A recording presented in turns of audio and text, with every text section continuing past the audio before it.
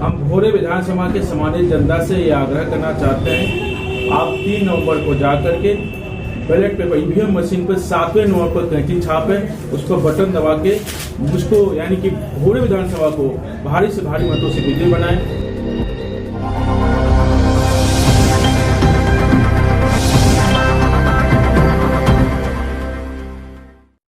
नमस्कार, मैं अनुराग कुमार सर्वर स्वागत करता हुआ अपने इस नए वीडियो में। आज हम लोग मिलने जा रहे हैं जन अधिकार पार्टी के भोरे विधानसभा 103 के प्रत्याशी मनोज कुमार बैठा जी से। आइए जानते हैं इनसे चुनावी माहौल, जिनका जो कि भोरे विधानसभा से चुनाव मैदान में अपना कैंची लेकर उतरे हुए हैं।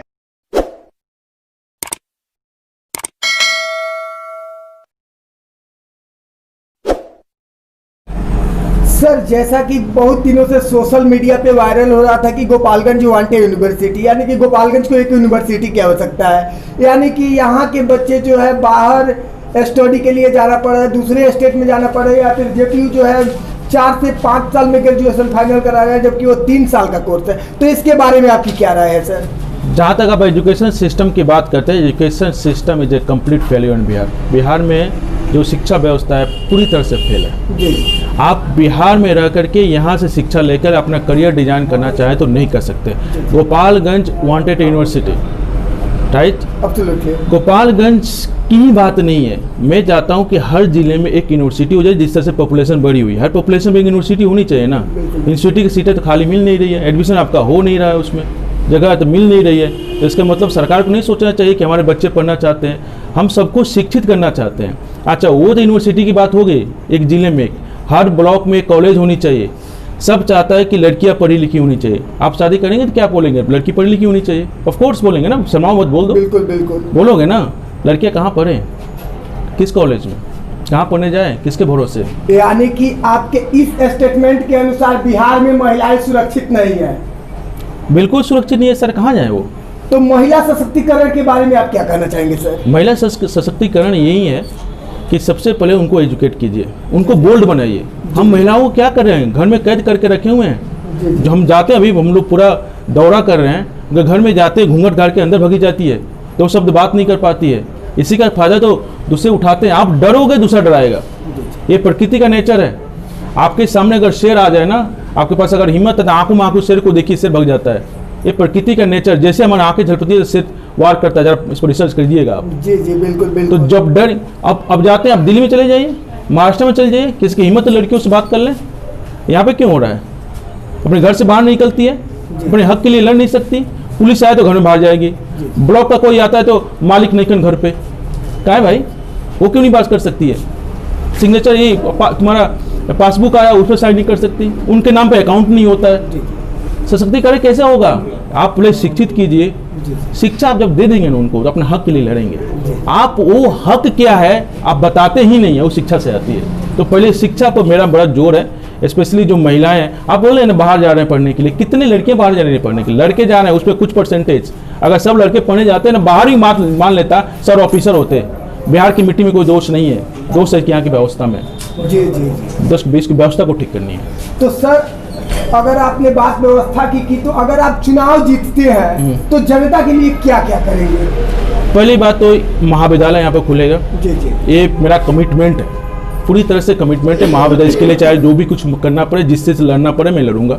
महाविद्यालय होना चाहिए, बिना शिक्षा के कुछ नहीं होगा। कॉन्फिडेंस आएगा नहीं सर, आपका आत्मविश्वास। बिल्कुल ठीक है।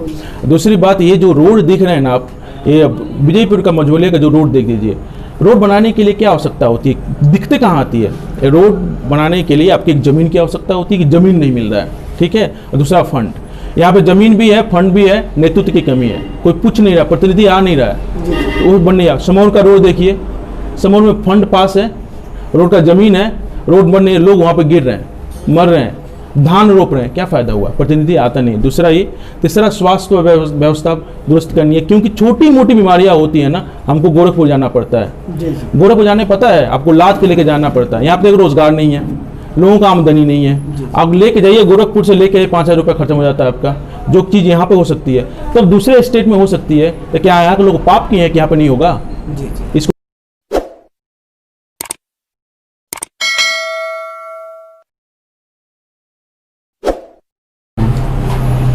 सर, ऐसा प्रतिपक्ष का कहना है कि आप चुनावी माहौल से बाहर हैं, जबकि आपने अभी बोला कि हम जीतेंगे तो यूनिवर्सिटी बनवाएंगे, मतलब कि तरह तरह की आपने कल्पनाएं की जीतने के बाद, लेकिन ऐसा प्रतिपक्ष का कहना है कि आप चुनावी माहौल से बाहर है, तो ऐसा क्यों? प्रतिपक्ष मेरा अगर नाम ले रहा है इसका मतलब मैं जीत रहा हूँ। कौन किसका नाम लेता है सर? जो आगे रहता है उसी को देख के कोई नाम लेता है, जो पीछे रहेगा उसका देख के काम थोड़ी लेगा। वो डर रहे हैं मुझसे। अब बताइए, इतने सालों से चुनाव हमारे यहाँ हो रहा है, जी जी, यहाँ पे एक प्रत्याशी उतरता है, उसके कार्यकर्ता प्रचार करते हैं। यहाँ पे कभी एमपी नहीं उतरता है प्रचार करने के लिए। यहाँ पे एमपी है जो प्रेजेंट एमपी, वो प्रचार के लिए उतर गया कटिया में, जो मेरा होम टाउन है। क्यों सर? ये डर नहीं है तो क्या है? मुख्यमंत्री उतर गया भोरे में प्रचार करने के लिए। क्यों? उतरने क्या हो सकता है अगर डर नहीं है तो?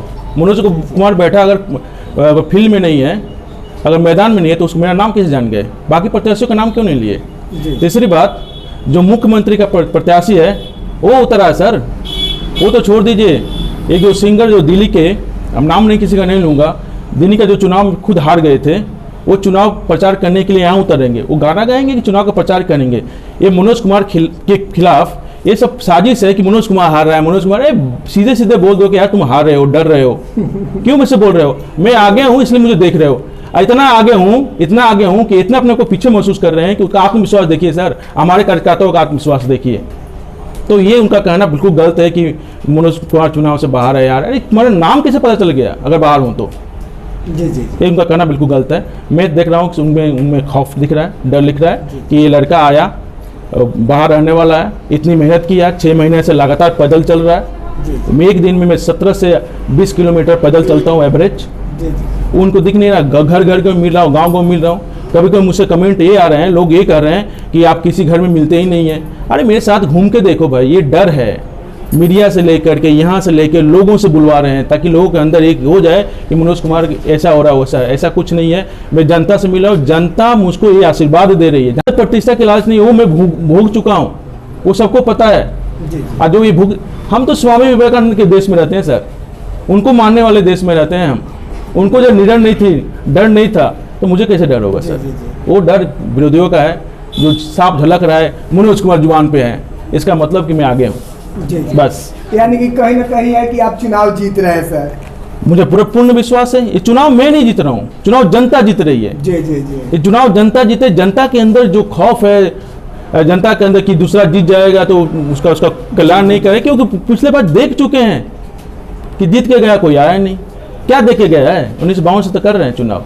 हमारे बच्चों को खेलने के लिए खेल का मैदान तक नहीं है, पढ़ने के लिए कॉलेज नहीं है, इलाज करने के लिए हॉस्पिटल नहीं है, काम करने के लिए फैक्ट्री नहीं है, रोजगार नहीं है। क्या किया हमने? क्या दिया? कुछ दिया हमने। तो इसलिए मैं चुनाव में आया हूँ। ये सब मैं वादा कर, सब लोग जाति पाति धर्म पार्टी की बात कर रहा हूँ, मैं विकास की बात कर रहा हूँ बस।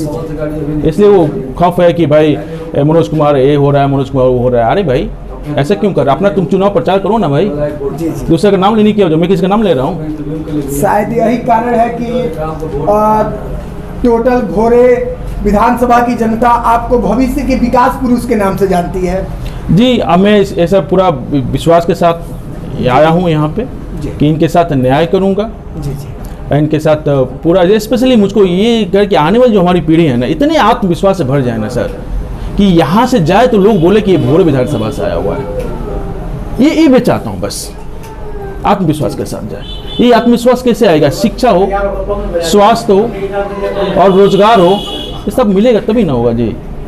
आइए आपका एक अच्छा नेतृत्व हो कि जहाँ बुलाए वहाँ खड़ा हो जाए, तब ना होगा। अब मैं करने के लिए तत्पर हूँ, करने के लिए तैयार हूँ, करने के लिए बाध्य हूँ। अगर नहीं हो तो मैं खुद ही नहीं लड़ूंगा चुनाव। मुझे पद चाहिए, प्रतिष्ठा चाहिए नहीं चाहिए सर। मुझे हवाई जहाज उड़ना है, उड़ चुका हूँ। मुझे यूरोप में घूमना है, घूम चुका हूँ। एजुकेशन बुक पढ़नी है, बुक पढ़ चुका हूँ। कपड़े पहनने हैं, पहन चुका हूँ। रेस्टोरेंट में खाना खाना है, खा चुका हूँ। 5 स्टार होटल में, उसके सिवा क्या होता है सर? और जमीन में जारी सुविधाएं लुट चुका हूँ। बस मुझे काम करना है जनता के लिए, जो मैं सुविधाएं भुगत चुका हूँ।